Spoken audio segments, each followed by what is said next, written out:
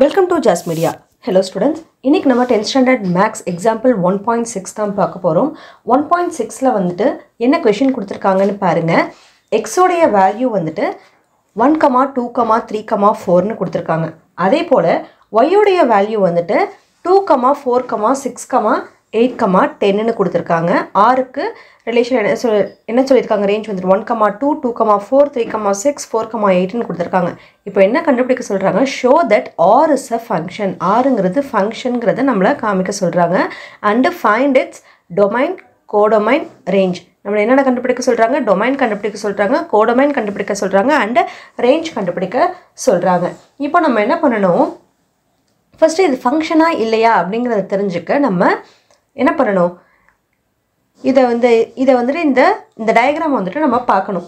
இப்ப பாத்தீங்கன்னா இதல பாருங்க 1 ல இருந்து 2 க்கு இது ரிலேட் ஆயிருக்கு. 2 ல இருந்து 4 க்கு பேர் ஆயிருக்கு. 3 ல இருந்து 6 க்கு பேர் ஆயிருக்கு. 4 ல இருந்து 8 க்கு பேர் ஆயிருக்கு.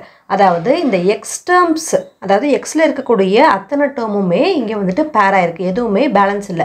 இந்த கோடோமைன்ல தான் வந்துட்டு உங்களுக்கு வந்துட்டு பெண்டிங் இருக்கு. ஒரே ஒரு டேர்ம் எக்ஸஸா இருக்கு 10ங்கற டேர்ம். இது பரவாயில்லை. உங்களுக்கு என்ன டொமைன் வந்துட்டு ஃபுல்லா கம்ப்ளீட்டா வந்துட்டு எல்லா டேர்ம்ஸுமே பேர் ஆயிருக்கணும். அதுதான் ரூல். அப்படி இருந்ததுன்னா அது ஃபங்க்ஷன்.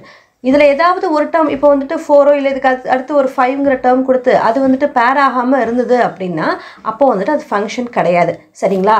ஃபங்க்ஷன்னா எப்படி இருக்கணும்?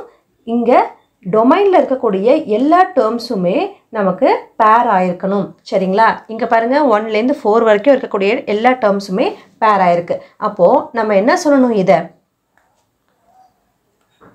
all x belongs to capital X has image.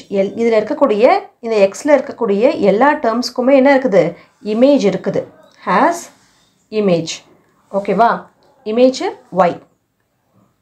அந்த yங்கிறது எதுல வந்துட்டு இருக்குது? capital Y ல இருக்குது. so y belongs to capital Y னு நம்ம போடுறோம். therefore rங்கிறது என்னது? r is a function அப்படினு எழுதிறோம். ஓகேங்களா?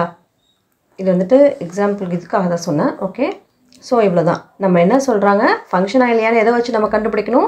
இங்க டொமைன்ல இருக்கக்கூடிய எல்லா டேர்ம்ஸுமே நமக்கு பேர் ஆயிருக்கணும். அப்படி பேர் ஆயிருந்ததுனா அதாவது எல்லாத்துக்குமே இமேஜ் இருக்கணும். அப்படி இமேஜ் இருந்ததுனா அது வந்துட்டு ஃபங்க்ஷன்னு நம்ம சொல்லலாம். ஓகேங்களா? நெக்ஸ்ட் என்ன கண்டுபிடிக்க சொல்றாங்க? டொமைன் கண்டுபிடிக்க சொல்றாங்களா? டொமைன். டொமைன்ங்கிறது என்னது? இங்க இந்த லெஃப்ட் சைடுல இருக்கு பாத்தீங்களா? இந்த xங்கற இந்த செட்டுக்குள்ள இருக்குது தான் டொமைன். அப்போ எழுதணும்னா என்ன எழுதணும்? 1, 2, 3, 4. இது டொமைன். நெக்ஸ்ட் வேற என்ன கேட்டிருக்காங்க? கோடொமைன் கேட்டிருக்காங்க. கோடொமைன் அப்படிங்கறப்போ இந்த yங்கற செட்டுக்குள்ள என்னெல்லாம் இருக்குதோ அத்தனையும் கோடொமைன்ல வரும். என்னெல்லாம் இருக்குது? 2 இருக்குது, 4 இருக்குது, 6 இருக்கு, 8 இருக்கு and 10 இருக்கு. இது எல்லாமே கோடொமைன்ல வரும். அதுவே ரேஞ்ச்னு கேட்டாங்கன்னா என்ன எழுதணும்னா எதெல்லாம் பேரா இருக்குதோ அதை மட்டும் தான் எழுதணும். இங்க வந்துட்டு 2 ல இருந்து 10 வரைக்கும் இருக்கு. ஆனா எல்லாமே எழுதணுமான்னு கேட்டா கிடையாது. எதெல்லாம் பேரா இருக்குதோ அது மட்டும் தான் எழுதணும். 2 எழுதணும், 4 எழுதணும், 6 எழுதணும், 8 எழுதணும். ஏன்னா இந்த 4 வேல்யூஸ் மட்டும் தான் பேரா இருக்குது. ஓகேங்களா? அப்போ என்ன எழுதணும்?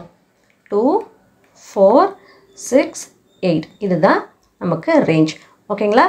அவங்க டொமைன் கேட்டிருக்காங்க, கோடொமைன் கேட்டிருக்காங்க, ரேஞ்ச் கேட்டிருக்காங்க. நம்ம மூணுமே கண்டுபிடிச்சாச்சு. சோ இதுதான் எக்ஸாம்பிள் 1.6. இந்த क्वेश्चन உங்களுக்கு யூஸ்ஃபுல்லா இருந்ததுனா இந்த வீடியோவை ஷேர் பண்ணுங்க, லைக் பண்ணுங்க, மறக்காம ஜாஸ் மீடியாவை சப்ஸ்கிரைப் பண்ணுங்க. Thanks for watching.